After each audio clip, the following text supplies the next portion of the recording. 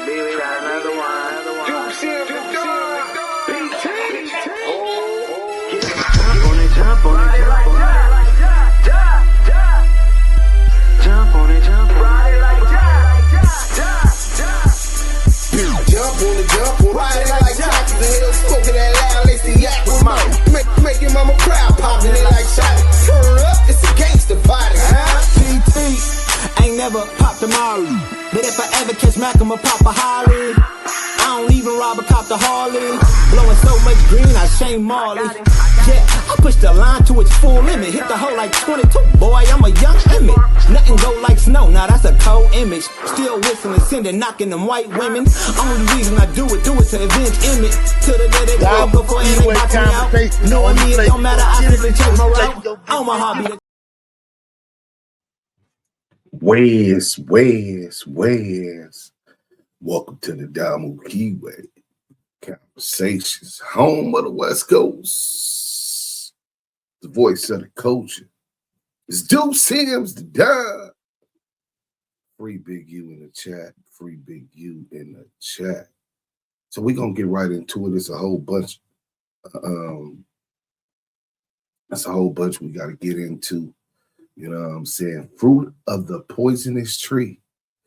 The wiretap that may collapse Big U's RICO case. Oh, that's what they hate. You know, everybody want to push and claw and scrape about who's cooperating. That's all going to come out. You know, documentation beats speculation. So until you show some documentation, I don't know what you're saying. But they want to overlook the fact they can't even digest the fact that they might have messed up. So let me ask y'all a question. What happens when the government breaks the law in order to accuse you of breaking the law? What happens when the evidence they use was never supposed to exist in the first place? Huh?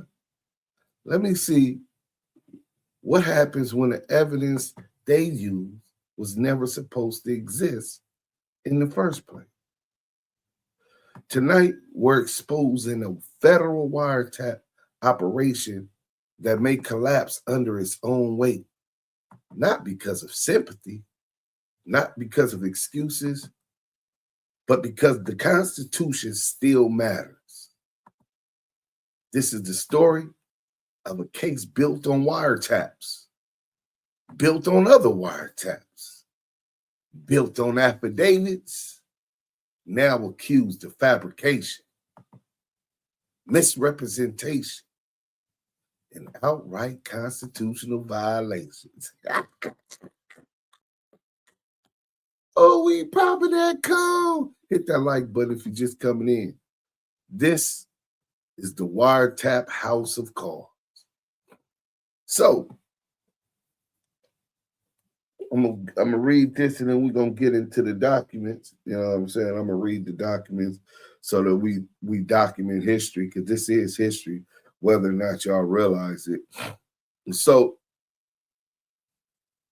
Section 1, what this case is really about. This case is not about personalities. It's not about street politics. And it's not about the rumors. Who's snitched? Who's that? Where's the work? Let us see the work where they say someone provided information implicating others in a crime. I don't care if they implicated themselves, but implicated others. Like Loose Cannon could have implicated himself on No Jumper, and that's his dumb ass. But when he starts implicating others, that's where the ratting begins. You know what I'm saying? It's about process. It's about whether federal agents who followed the law when they invaded private communications. Because in America, law enforcement does not get to say, we think you're guilty, so the Constitution doesn't apply to you. The law requires probable cause, necessity, particularity, minimization, judicial oversight. If any one of those collapses, everything collapses. Section 2 will be about the Fourth Amendment foundation. The Fourth Amendment says that you have the right to be secure in your person, your house, your papers, and your effects against unreasonable searches and seizures. A wiretap is the most invasive search power the government has. It is not a regular warrant. It allows the government to listen to your private conversations. That power comes with strict rules. Break those rules and the evidence dies. Section 3 will be the wiretap stat. Here's the timeline. November 2nd, 2002, the first wiretap. Whoa, let me back up first. The first time the FBI tapped Big U was 2008. I wonder what else was going on in 2008. Oh, yeah. The investigation of Deja 34 and the Main Street Mafia Crips and Death Row Records. Oh, yeah. CS2 back. Then again, they tapped Big U Wiretap twice in 2016. Also, 2008 is 17 years since Big U met CS2 back. CS2 back always brags. I've known that man for 17 years. His first wiretap was 17 years ago. You make do with that what you want. But in this case, December 20th, 2022, the second wiretap, February 6th, 2023, the third wiretap, March 24th, 2023, the fourth wiretap, target telephone number 4. The fourth wiretap did not stand alone. It relied on the first 3. That fact is critical because if the first 3 are illegal, the fourth becomes illegal automatically, right? That doctrine has a name, fruit flies of the poisonous tree. Section 4, the fruit of the poisonous tree. If police illegally search your house and find a key, then use that key to open a locker and find drugs. Both the key and the drugs are illegal evidence because the source was poison. You cannot wash poison clean. You cannot build legality on illegality. That principle controls this entire case. So Section 5 we'll get into is the affidavit problem. The original wiretap affidavits were written by the FBI Special Agent Andrew Rosa. Defense motions now allege the affidavit mischaracterized events, fabricated meetings, inserted conclusions not supported by facts, and built a narrative that did not match reality, which means the foundation itself is challenged. Not a technicality, not a typo, the factual basis for probable cause. Section 6 will be target telephone number 4. March 24th, 2023, warrant targeted. Target telephone number 4, allegedly used by Mark Martin, Bearclaw. The affidavit states, based on intercepted communications and pen registers, I believe Henley and Martin are using targeted telephone 4 to commit targeted offenses. But here's the issue. Those intercepted communications came from prior wiretaps, which are being challenged as illegal. So the March 24th warrant has no independent source. It stands on poisoned evidence, which means legally it falls. Section 7, what else grew from that poison?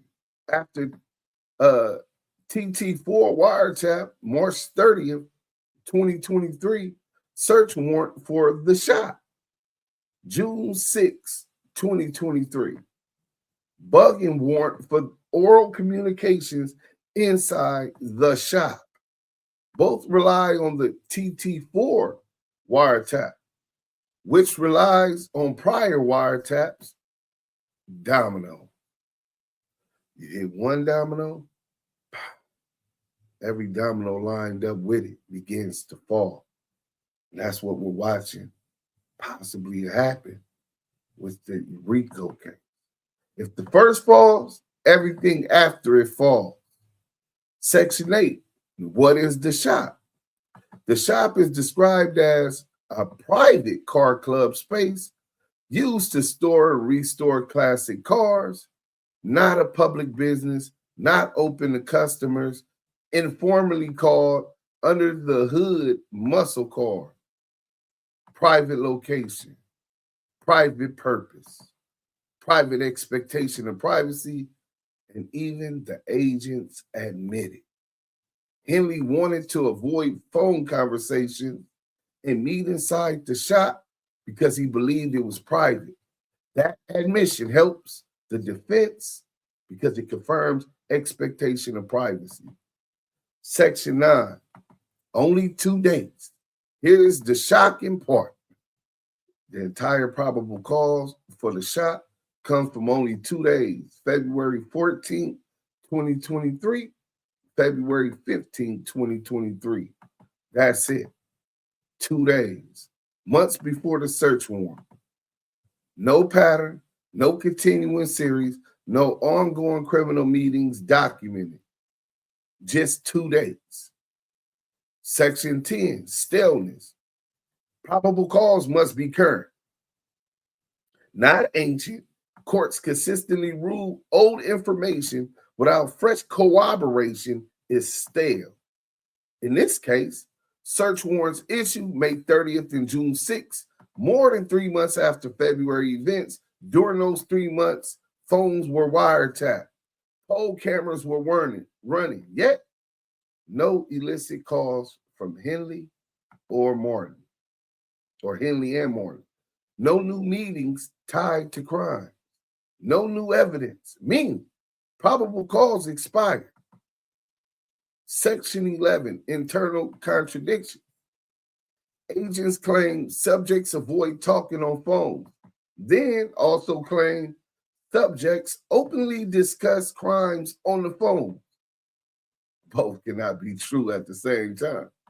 Either they avoid phones or they don't. Contradictions weaken the affidavit.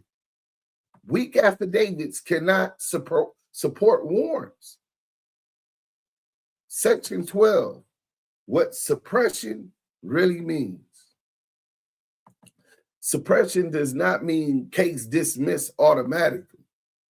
It means the jury never hears that evidence. No wiretap calls, no bug recordings, no derivative searches, no fruits. In complex RICO cases, suppression often guts the case because surveillance is the backbone. Section 13, why this matters to everyone. Well, today it's alleged gang members.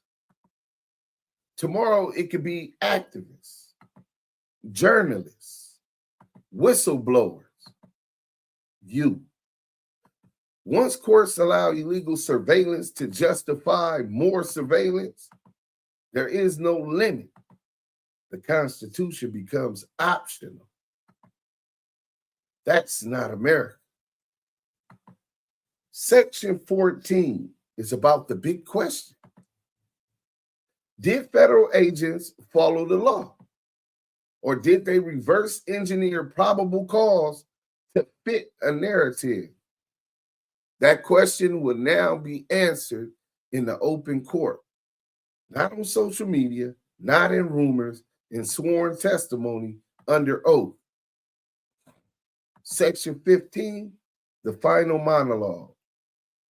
If the government is right, the evidence will stand. If the defense is right, the case collapses. Either way, the Constitution wins when courts enforce it, because rights only exist when they are defended. This isn't about liking defendants. This is about whether the Fourth Amendment still lives. I'm Duse, and this is the Damu Kiwe conversation.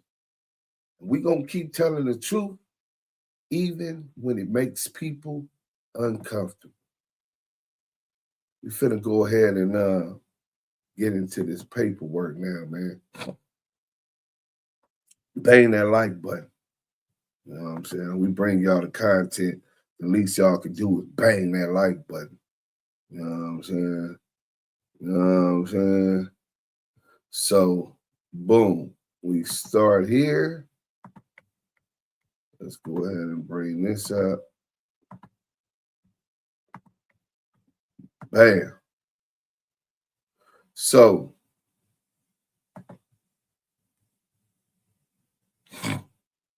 this is a motion filed on behalf of defendant Tiffany Hines.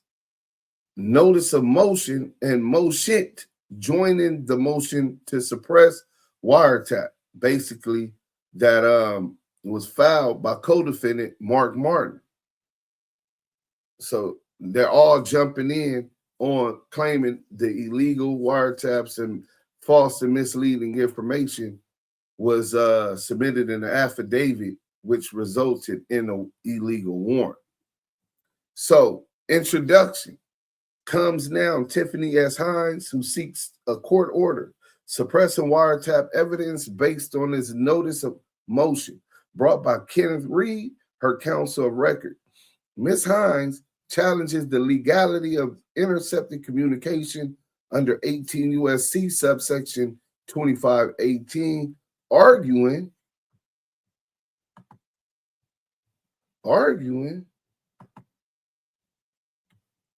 Let me make sure y'all can see that. Evidence was obtained in violation. Oh, yeah, we got to blow this up for y'all. Let's go ahead and go like this. We're going to blow it up for y'all. Evidence was obtained in violation of the Fourth Amendment or statutory requirements. The motion is based on the common grounds, including lack of probable cause, failure to show necessity, exhaustion of other investigative methods, improper minimization of non-pertinent cause, and facial insufficiency of the warrant, violation of the sealing order. So real quick, when they say improper minimization of non-pertinent cause, when the feds get a warrant to be able to do Title III wiretaps, that doesn't mean that they're supposed to listen in to every call. You know what I'm saying? It's supposed to be specific calls and or subjects related. So if you're talking to your grandmother or you got your girlfriend doing phone sex and moaning, they're not supposed to continue. That's supposed to be non-pertinent because it's not pertinent to the actual investigation. But they are claiming that it was improper minimization, that they continue to use a lot of calls that were non-pertinent. And this is a common tactic utilized by the government to paint a broader picture. If your lawyer don't fight it, then you're getting prejudiced by the time the jurors get to it. So if successful, the evidence is excluded, which can lead to dismissal of charges against her. Ms. Hines is seeking to join the suppression motion of co-defendant Mark Martin, docket number 174, and a suppression of wiretap evidence motion of Eugene Henry, docket number, and it doesn't have the docket number. As an initial matter, a defendant like Ms. Hines has standing to challenge the wiretap under 18 U.S.C. subsection 2518(1)(a). Any aggrieved person in any trial before the court of the United States may move to suppress the contents of any wire or oral communication intercepted pursuant to this chapter or evidence derived therefrom. on the grounds that the order of authorization or approval under which it was intercepted is insufficient on its face. Aggrieved person means a person who was party to any intercepted wire, oral, or electronic communication, or a person against whom the interception was directed. ID subsection 251011, and then it goes into Ms. Hines. Boom.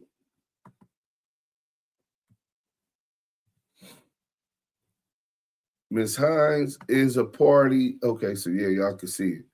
Ms. Hines is a party to a number of communications intercepted as a result of a wiretap. As such, she has standing to join this motion. In the case at bar, Ms. Hines is charged in count 40 of the indictment, 18 U.S.C. subsection 1344-1, bank fraud. As part of the allegations in the indictment, the government states overt acts 134. On January 2nd, 2023, on an intercepted call, Tiffany Sharika Hines, a licensed loan officer for a mortgage lending business, called defendant Henley to discuss a failed loan application submitted by Blantone, an associate of the Big U enterprise and an employee of Developing Options. On January 2nd, 2023, on an intercepted call, Hines instructed defendant Henley to put him on a salary and then increase it just for the time being because we know that he can afford the mortgage. It's just the documentation. These allegations provide the foundation to reasonably find that Ms. Hines is an aggrieved person with the meaning of Section 2510. It is clear that Ms. Hines was a party to at least 2 communications intercepted as a result of a wiretap. Finally, Tiffany Hines is listed by name as one of the persons. Oh man, pardon me. We just getting up, but we get straight to work. That's what we do. You know what I'm saying? So Ms. Hines is one of the parties. You know what I'm saying?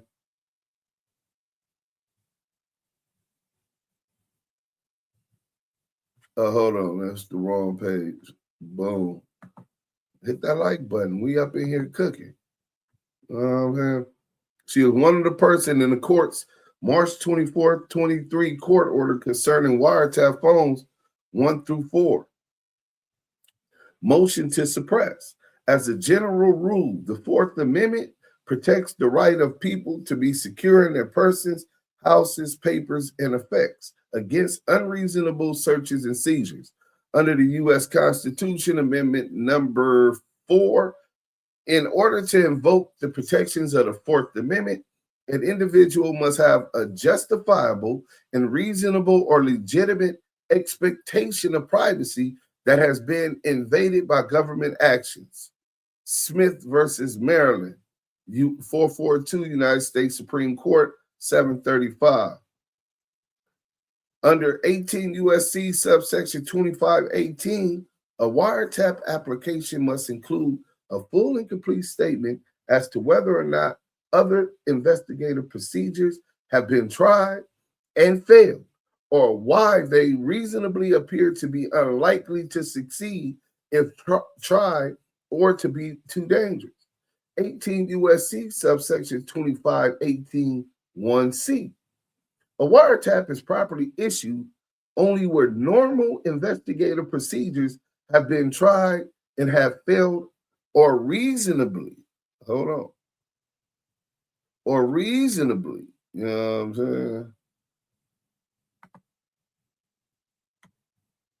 appear to be unlikely to succeed if tried or to be too dangerous.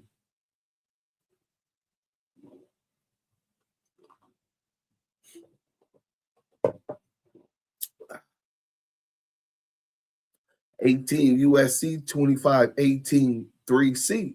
Thus, to obtain a wiretap, the government must prove necessity.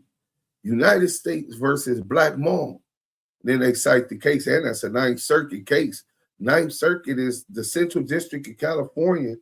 The court that they're out of is under the jurisdiction of the Ninth Circuit, and that's a 2001 case.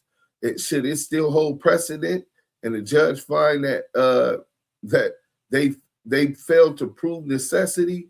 Well, you can figure how this suppression motion gonna go.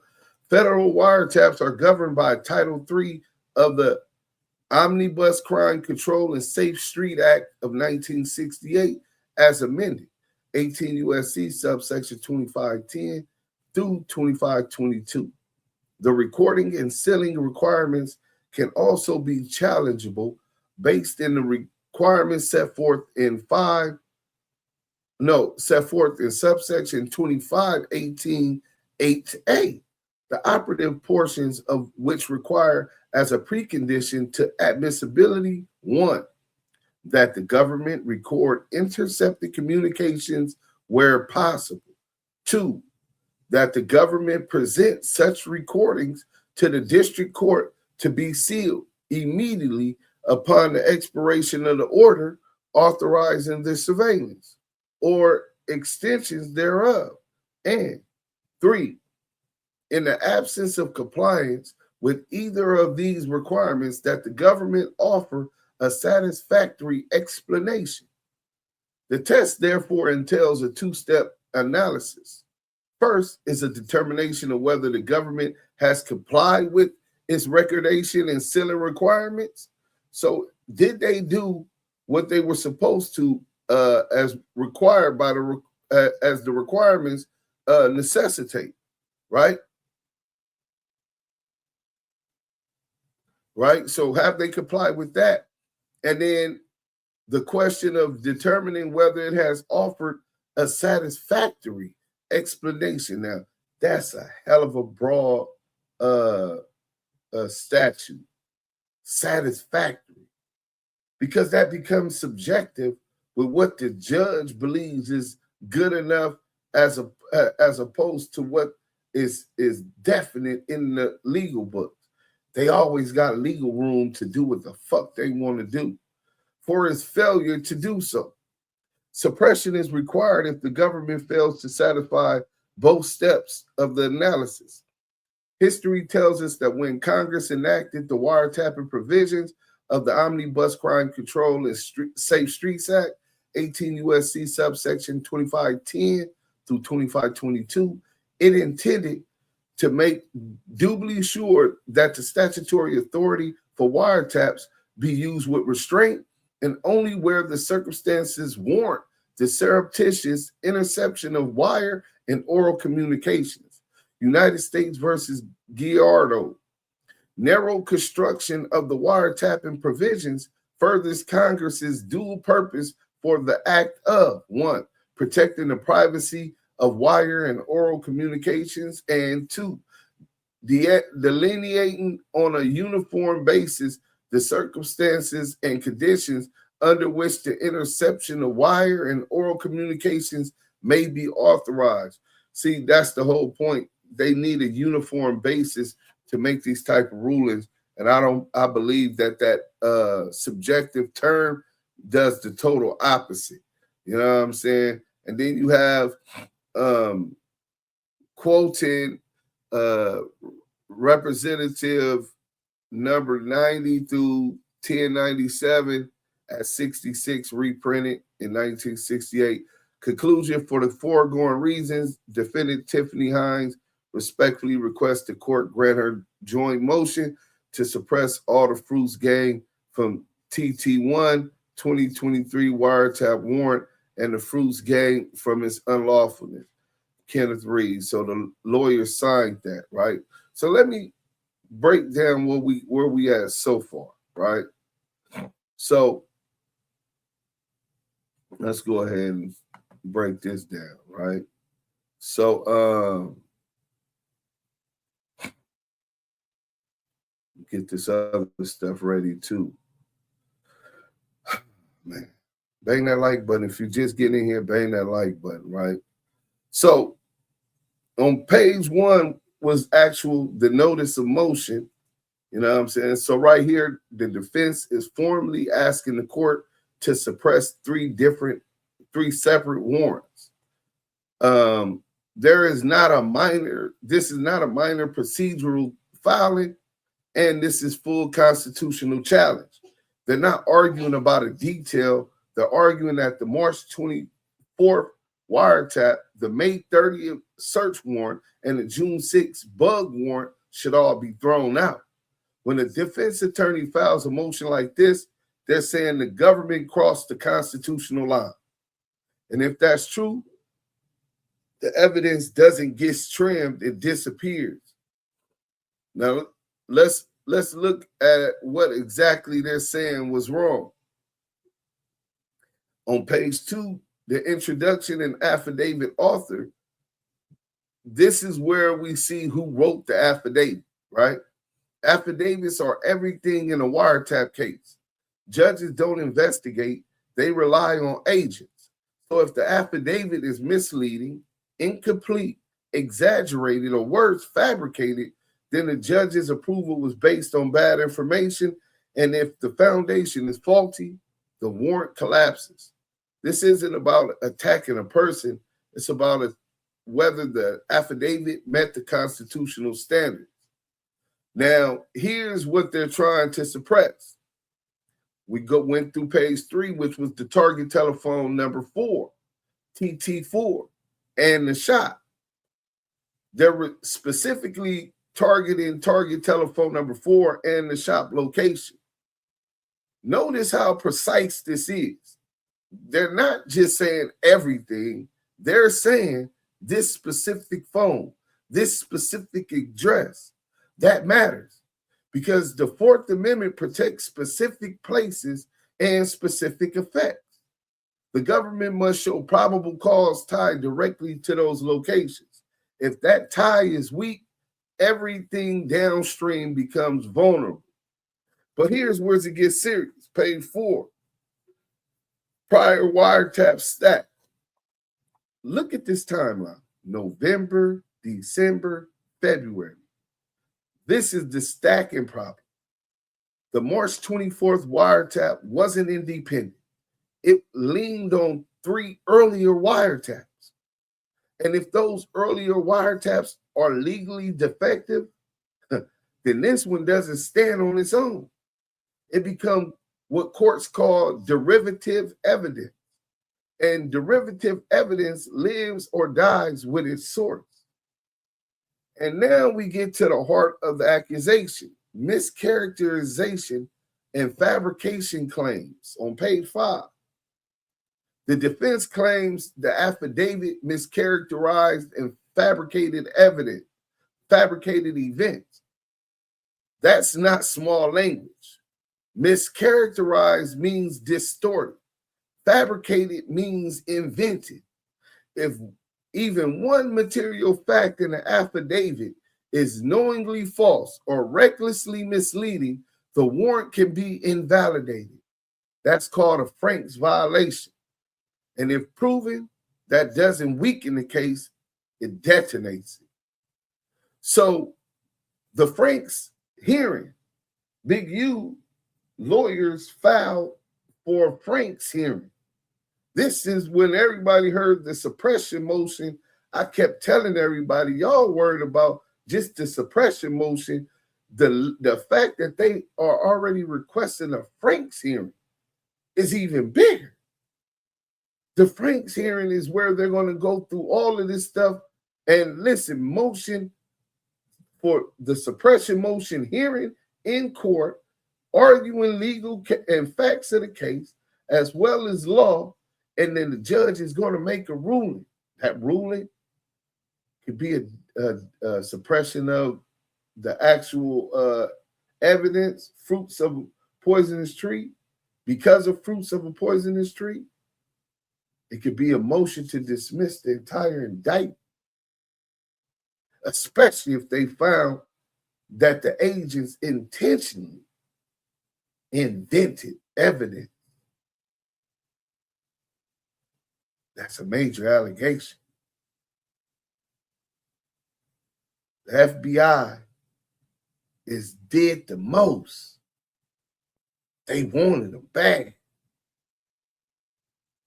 But they didn't follow constitutional rules, as at least this is what's being argued. So Page 6, let's talk about the fruit of the poisonous tree. They're arguing that the March 24th warrant is fruit of illegal prior warrants. Fruits of the poisonous tree means you cannot benefit from your own constitutional violation. If you wiretap illegal and then use that illegal wiretap to justify another one, you don't get to keep the second one. Courts don't reward shortcuts. They suppress them. Now let's talk about privacy, right? Page 7 was that section establishes reasonable expectation of privacy. This wasn't a public car shop that little bear claw's supposed to have, Martin. This wasn't a public where other people just could come in here and get a service. No, it was a private spot, right? Remember the statute when saying that if someone used the wiretap, any person who is whose a wiretap is used against has the right to bring a motion to suppress, especially if they had a reasonable belief and expectation of privacy. This is exactly that. You have privacy in your phone. That's not controversial. That's Supreme Court law.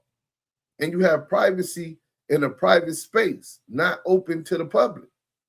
If a location is not commercial and not open access, the privacy expectation increases.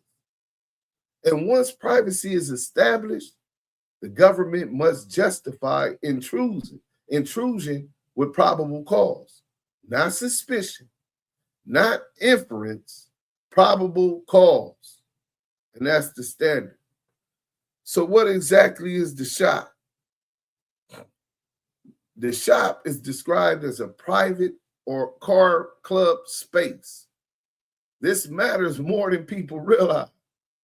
If it were a public auto shop, privacy expectations shrink.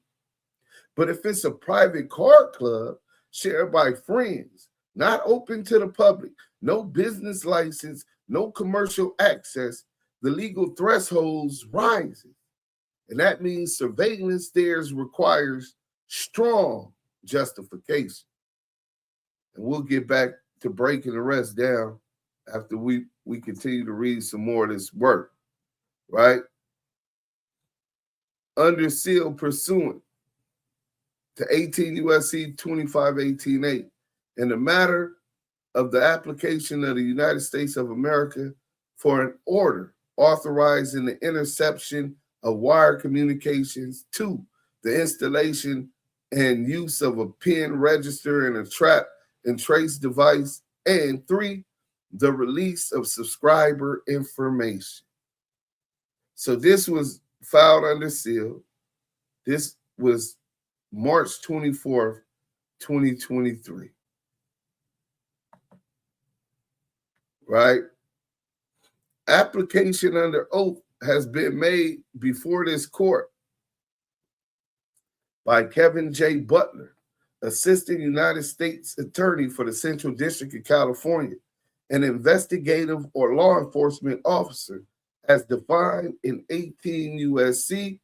2510(7), and an attorney for the government as defined in Federal Rules of Criminal Procedure 1, for an order pursuant to 18 U.S.C. subsection 2518 authorizing the following.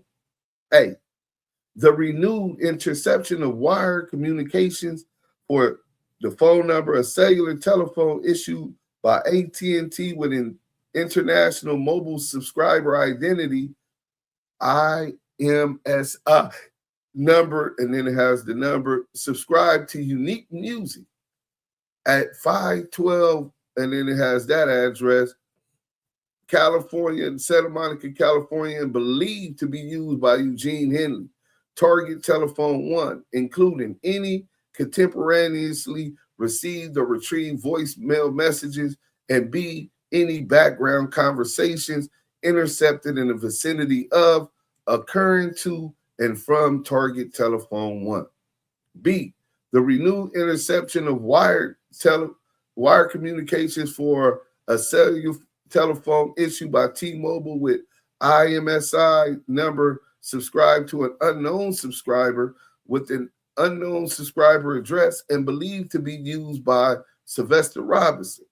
Target telephone number 2 included any A, contemporaneously received or retrieved voicemail messages, and B, any background conversations intercepted in the vicinity of, occurring to, and from target telephone number 2. C, the renewed interception in wire communications for phone number of cellular telephone issued with Verizon with IMSI number subscribed to Kirsten Chandler, and then it has the address and believed to be used by Zaire Mitchell. Brick not the trick. Target telephone number 3 including any A, contemporaneously received or retrieved voicemail messages, and B, any background conversations intercepted in the vicinity of, occurring to, and from target telephone number 3, and D, the initial interception of wire communication for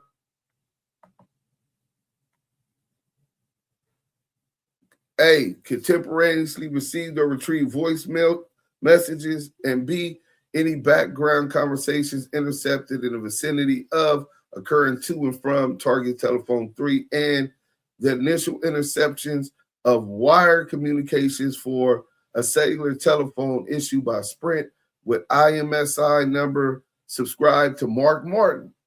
And then it has his address.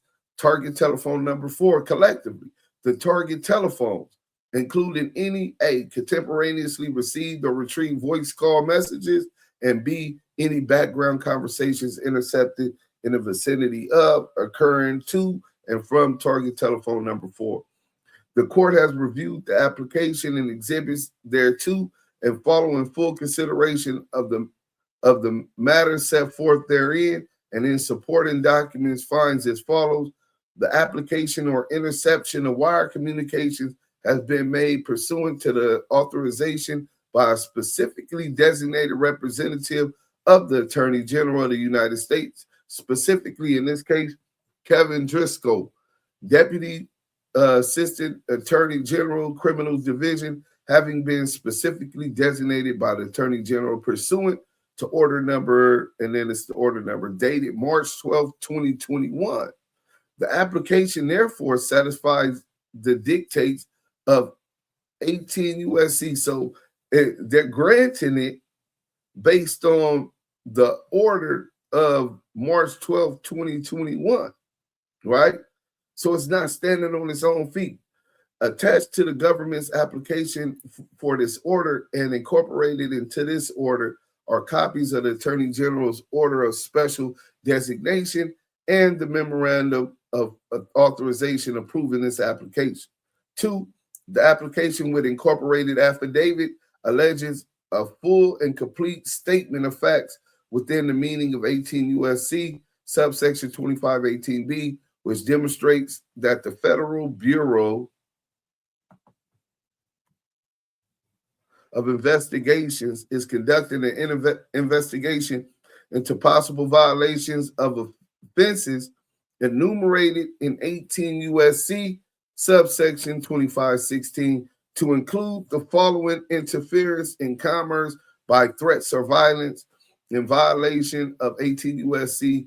subsection 1951, felon in possession of a firearm in violation of 18 U.S.C. 922G, use of a firearm in furtherance of a crime of violence or drug trafficking crime in violations of 18 U.S.C. 924C, wire fraud in violation of 18 U.S.C. subsection 1343, mail fraud in violation of 18 U.S.C. subsection 1341, conducting an illegal gambling business in violation of 18 U.S.C. subsection 1915, bank fraud in violation of 18 U.S.C. subsection 1344, false statements and loan applications in violations of 18 U.S.C. subsection 1014, providing contraband in prison in violation of 18 U.S.C. subsection 1791, and conspiracy to distribute and distribution of controlled substances in violation of 21 U.S.C. subsection 846, 841A1. The target offenses by persons including Henley, also known as AKA Big U, AKA Draws, AKA Unc, Robinson, AKA Vay, AKA V, Martin, AKA Bear Claw, Devon Douglas, aka Debo, Tremaine Ashley Williams, aka Loose Cannon, Devon Jermaine Hill, aka Newport, the rapper PNC Newport, Mitchell, aka Brett, aka Big Shitty, Bernard Dory. Now this one threw me for a loop, right? Because it hit close to home. Let me go ahead and grab this real quick. Hold on. So this Bernard Dory had threw me for a loop because I know B. You know what I'm saying? B is not the type of person known for doing crime. In fact, he's into politics. He was my employer. You know what I'm saying? When I first got out of the Fed at the state assembly member's office. You know what I'm saying? So let's go here, right? Show y'all a little bit about B. Bernard C. Dory worked as counsel's aide for the city of Los Angeles, California, and in 2015 had a reported pay or whatever. But yeah, he worked at City Hall, bro. You know what I'm saying? This is one of the guys who let me know that Big U wasn't working with authorities. In fact, they had already went and talked to him. The FBI investigating Big U. What is your connections to Big U? And all of that type of stuff. So yeah, when I was asking about the GRID program, and I told people there was somebody I really trusted who let me know the person I trusted was a friend of the family, and this was the state assembly member, Isidore Hall III office.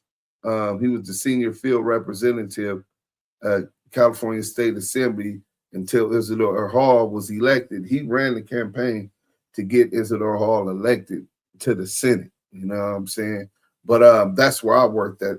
I think it was 52nd District of Compton, State Assembly member Isidore Hall's office. But yeah, man, look, City Council, District 8, Senior Field Representative, California State Assembly, Senior Legislative Deputy, Assemblyman, Isidore Hall, 2008 to 2011. That's where I was with him at, you know what I'm saying? So I worked up under him. So for them to have Bernard Dory name in there, you know what I'm saying, was very shocking. And it let me know just because your name was listed as far as right here as suspects or people of interest, that they want to know what you're doing and dealing with Big U. Doesn't mean that you did a crime. This man doesn't do crime.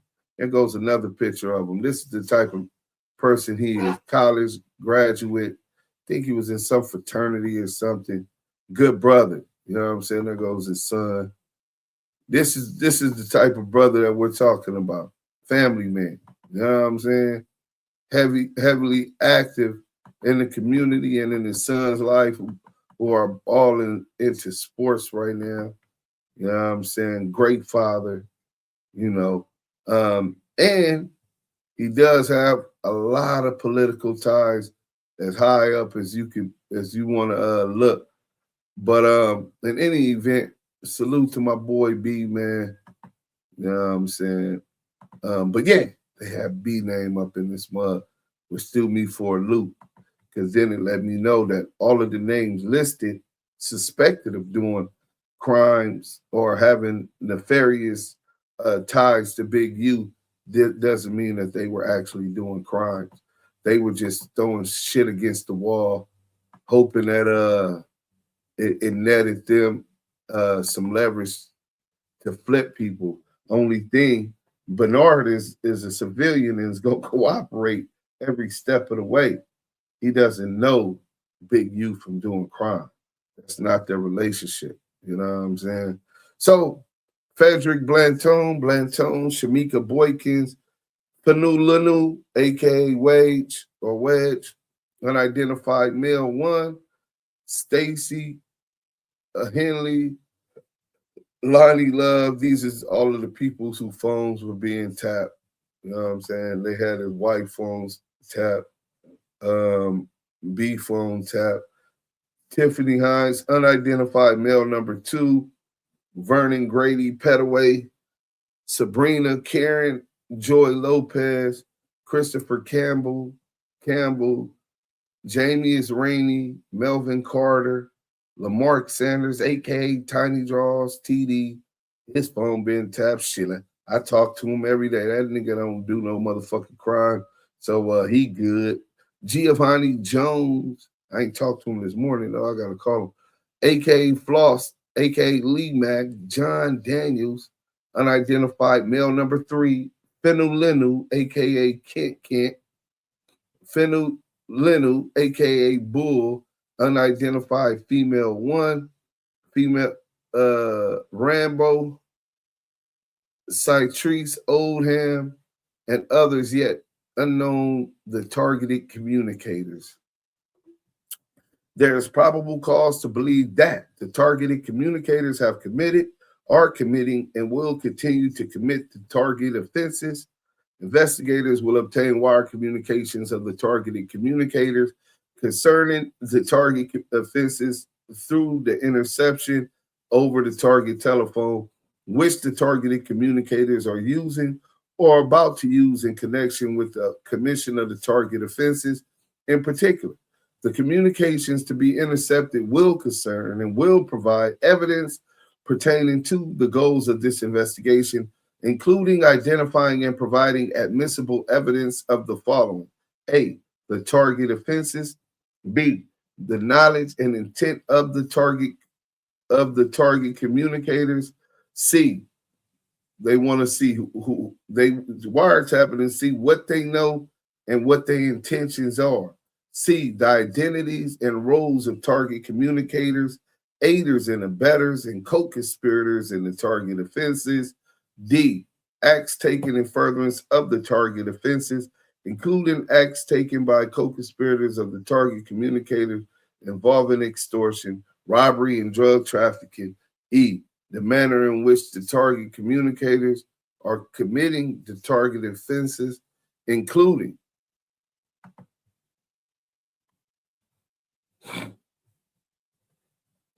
nature, scope, dates, times, places, methods of operations, source of monies, and the methods by which the target communicators conceal such sources.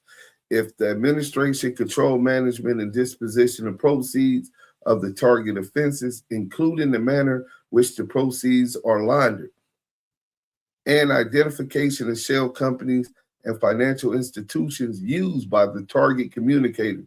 H, the existence of potential victims of the target offenses. I, the existence and locations of records concerning the target offenses. And J, the existence, location, and source of resources used to finance the illegal activities. And K, attempts to conceal the target offenses collectively. The goals of the investigation. The target phones are being used or is about to be used in connection with the commission of the target offenses, or is leased to, listed in the name of, or commonly used by Henley, Robinson, and Mitchell.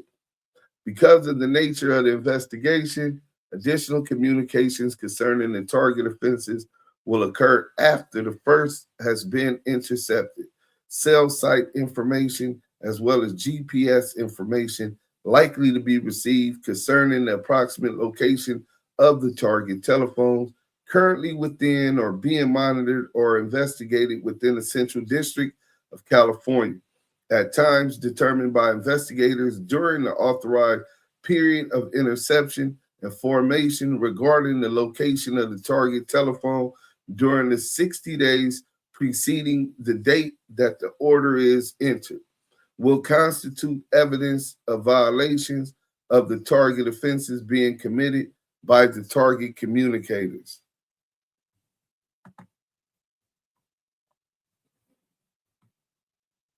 it has been adequately demonstrated that normal investigative procedures have been tried and have failed, reasonably appear unlikely to succeed if continued, reasonably appear unlikely to succeed if tried, or are too dangerous.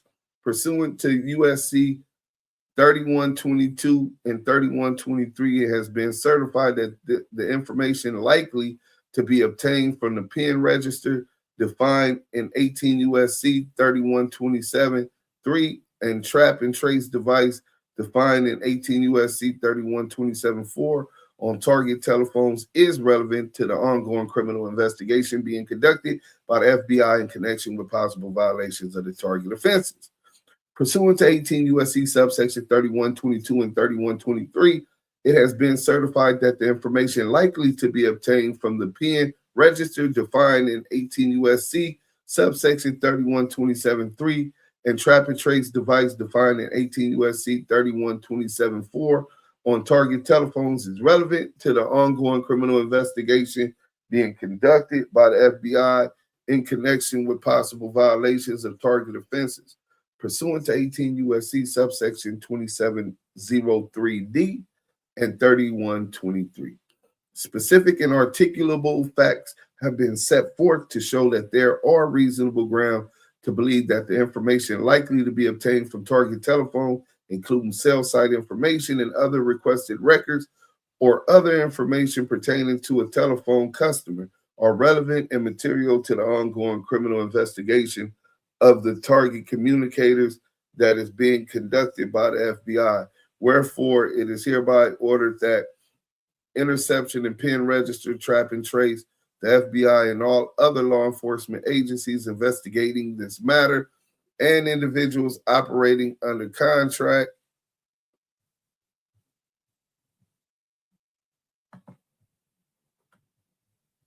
with the government and acting under the supervision of these law enforcement agencies are authorized to intercept wire communications of the targeted communicators and others yet known, including any A, contemporaneously received or retrieved voicemail messages, and B, any background conversations intercepted in the vicinity of, occurring to and from the target telephones listed above. 9, such interception shall not automatically terminate upon the first interception concerning the target offenses, but shall continue until communications are intercepted which fully achieve the goals of the investigation for a period of 30 days, defined as 24-hour period, whichever occurs first, the interception period. Pursuing, so they got 30 days, and these people kept continuously recording 23,000, over 23,000 wiretaps. This is crazy, bro. And you mean to tell me they got all of that in 30 days, 90 days? Get the fuck out of here, bro. It's practically impossible. They just was recording and recording. They wanted all the juice. They were entertained, you know what I'm saying? Pursuant to 18 USC, biggest haters in the game is the pigs, bro. They haters. Subsection 25.18.5, such interception period is authorized to begin on the earlier the day on which the investigative or law enforcement officers first begin to conduct an interception under the court's order, or 10 days after the date this order is filed by the court. The authorization given is intended to apply not only to the target telephone numbers listed above, but also to any other telephone numbers or telephones accessed through the above referenced IMSI numbers, and to any other IMSI numbers accessed through the target telephone numbers referenced above within the 30-day interception period. The authorization is also intended to apply to the target telephone numbers referenced above, regardless of service provider, and to background conversations intercepted in the vicinity of the target telephone while the telephones are off the hook or otherwise in use. Pursuant to 18 USC 25.18.3, in the event the target telephones are used outside the territorial jurisdiction of this, nasty work, bro.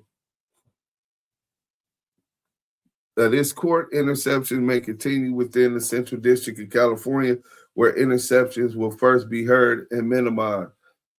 It's getting hot. And minimized.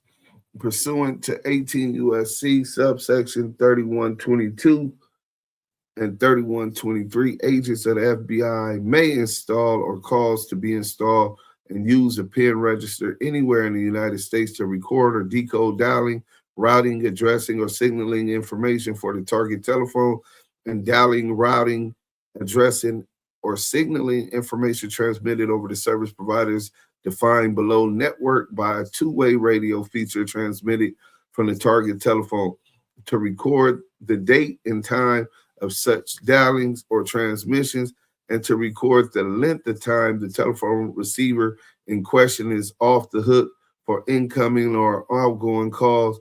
And two, may install or cause to be installed and use a trap or trace device anywhere in the United States to capture and record the incoming electronic or other impulses for the target telephone, which identify the originating numbers or other dialing, routing, addressing, or signaling information reasonably likely to identify the source of a wire, oral, or electronic communication, and to record the date, time, and duration of calls created by such incoming impulses, both for a period of 60 days from the date this order is filed by the court.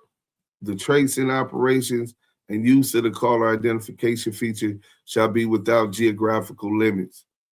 Pursuant to 18 U.S.C. subsection 2518, 2703, 3122, and 3123, and Federal Rules of Criminal Procedure 41, SBC Communications, Inc., or any subsidiary thereof, Ameritech, Southern New England Telephone Company, Verizon, California, Inc., Exo Communication, Comcast, Cable Communications, Inc., AT&T Corporation, Verizon. So they got Sinclair Broadcasting up here, right? Verizon's New York. So yeah, they was able to get all of this. Hold on. And then it lists all of the cricket, it lists all of the phone number. We're not going to read every damn, get them no free promotion. Provide the FBI and law enforcement agencies involved in this investigation with 24-hour-a-day, 7 days a week information, facilities, and technical assistance necessary to accomplish the interception over the target telephone unobtrusively, expeditiously, and with a minimum of interference to the services that the service providers are providing to the persons whose communications are to be intercepted. The switch mechanisms that allow law enforcement to receive audio shall be programmed within 4 business hours of receipt of the court's order. Provide the FBI with 24-hour-a-day information and services for the target telephone as the following: rotary numbers associated with the target telephones, call forwarding, speed dialing. It's crazy, bro. Call waiting, pin register data, toll data, trap and trace, extended digit, dial. Hold on, let me get this. It was my little brother, man. Hold on. So back to what we was talking about. So disclose at such intervals and times as directed by the FBI information concerning the location, physical address of the cell site, and call or origination for outbound calling, call termination for incoming calls, and if reasonably available during the progress of a call for the target telephones, as well as such other information apart from the content of any communication that is reasonably available to the service provider and that is requested by the FBI or any law enforcement agency working with the FBI concerning the cell site sectors receiving and transmitting signals to and from the target's telephones, whether or not a call is in progress. Disclose at such intervals and times So all of this is basically them ordering the phone companies. The text thing I already gave y'all all of the language. And what we will do is break down the rest of what we did. So the agents confirmed privacy. So the agents admitted that subjects avoided phone discussions. And this is ironic because the affidavit says they met in person to avoid interceptions. That statement confirms privacy expectations. It shows the subjects believed that the shop was private. And even when government's own narrative confirms privacy, that strengthens the defense's position. Now, here's the timeline problem. Only 2 days, February 14th and February 15th. That's it. 2 days. Those 2 dates from the backbone of probable cause for warrants issued months later. No continuing pattern described, no repeated criminal meetings documented, just 2 isolated days tied to outside homicide detectives visiting town. That's thin, very thin. And here's where it becomes legally dangerous for the prosecution. Despite active surveillance, I just was talking about TD. Hold on. Despite active surveillance, no new illicit calls. This is critical. Wiretaps were still active. Poll cameras were still running. GPS tracking was available. And yet, no new incriminating conversations between Martin and Henley after February 15th. That weakens the argument that the shop was an ongoing criminal base. Transition. Now let's talk about staleness. The staleness doctrine, right? A 3-month gap between warrants issued. Probable cause must be fresh. Courts routinely throw out warrants based on stale information. 3 months with no corroboration, that's a serious problem because probable cause expires. You can't freeze time. Now, the legal standard, probable cause requires specific current facts. The Supreme Court has been clear. You need facts that will cause a reasonable person to believe evidence will be found at the place searched. Not guesses, not hunches, not speculation. Specific current facts. If the affidavit fails that test, suppression follows. Now the declaration. This declaration clarifies the nature of the shop. This declaration establishes standing, meaning the defendant has a right to challenge the warrant. It confirms the shop was not a public business. It reinforces privacy. And once standing is established, the court must analyze whether the government's intrusion was lawful. That analysis is now pending. Here's the bottom line. If the initial wiretaps are defective, the later wiretaps fall. If the later wiretaps fall, the search warrant falls. And if surveillance falls, the backbone of the case falls. This is not about liking Big U, liking Bear Claw, or Vay, or the Brawl. This is about enforcing the amendment. Everybody wins. This is Duse Sims the Damu Kiwe conversation. We're going to get this out to y'all.